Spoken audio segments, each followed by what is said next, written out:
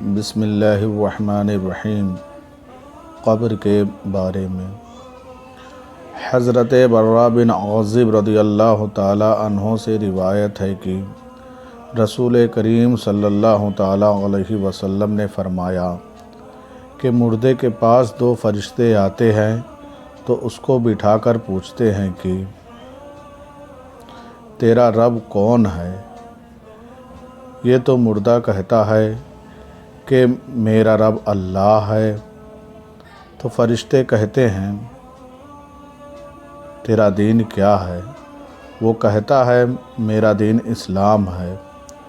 پھر فرشتے پوچھتے ہیں کون ہے یہ جو تم میں مبعوث فرمائے گئے؟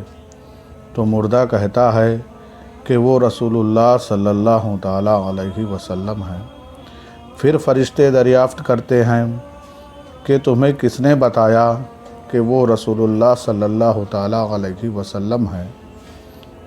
تو مردہ کہتا ہے میں نے خدا تعالیٰ کی کتاب کو پڑھا تو ان پر ایمان لایا اور ان کی تصدیق کی۔ حضور صلی اللہ تعالی علیہ وسلم نے فرمایا تو خدا تعالیٰ کے اس قول یثبت اللہ الذین آمنوا بالقول الثابت فی الحیات الدنیا وفی الآخرۃ کا یہی مطلب ہے، یعنی مومن خدا تعالیٰ کے فضل سے فرشتوں کو جواب دینے میں ثابت رہتا ہے۔ حضور صلی اللہ تعالی علیہ وسلم نے فرمایا پھر ایک پکارنے والا آسمان سے پکار کر کہتا ہے کہ میرے بندے نے سچ کہا، تو اس کے لیے جنت کا بچھونا بچھاؤ اور اس کو جنت کا کپڑا پہناؤ اور اس کے لیے جنت کی طرف ایک دروازہ کھول دو تو دروازہ کھول دیا جاتا ہے۔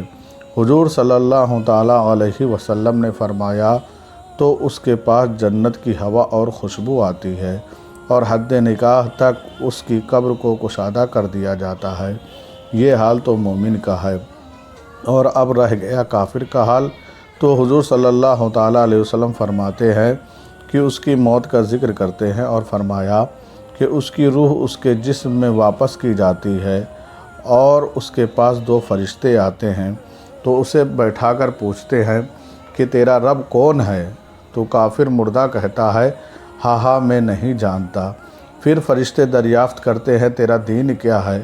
وہ کافر مردہ کہتا ہے ہاں میں نہیں جانتا۔ پھر فرشتے پوچھتے ہیں کون ہے جو تم میں مبعوث کیے گئے؟ تو وہ کافر مردہ کہتا ہے ہاں میں نہیں جانتا۔ تو آسمان سے ایک ندا دینے والا پکار کر کہتا ہے کہ وہ جھوٹا ہے، اس کے لیے آگ کا بچھونا بچھاؤ اور آگ کا کپڑا پہناؤ اور اس کے لیے دوزخ کی طرف سے ایک دروازہ کھول دو۔ حضور صلی اللہ تعالی علیہ وسلم نے فرمایا تو اس کے پاس جہنم کی گرمی اور لپٹ آتی ہے اور کافر کی قبر اس پر تنگ کی جاتی ہے، یہاں تک کہ اس کی پسلیاں ادھر کی ادھر ہو جاتی ہیں۔ پھر اس پر ایک اندھا اور بہرا فرشتہ مقرر کیا جاتا ہے جس کے پاس لوہے کا ایک گرز ہوتا ہے کہ اگر اس کو پہاڑ پر مارا جائے تو وہ مٹی ہو جائے۔ فرشتے اس گرز سے کافر کو ایسا مارتے ہیں کہ اس کی آواز مشرق سے مغرب تک تمام مخلوق سنتی ہے مگر انسان اور جن نہیں سنتے ہیں، تو یہ مٹی ہو جاتا ہے۔